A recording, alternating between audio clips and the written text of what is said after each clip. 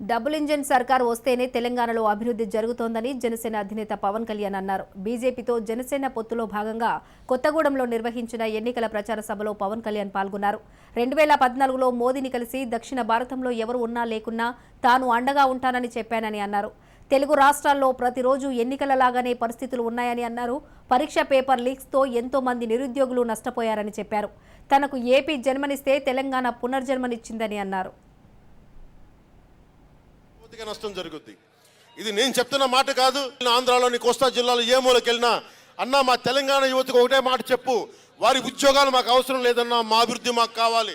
వారి తెలంగాణ యువత మేము పొట్ట కొట్టమన్నా, మా అభివృద్ధి మాకు కావాలన్నా.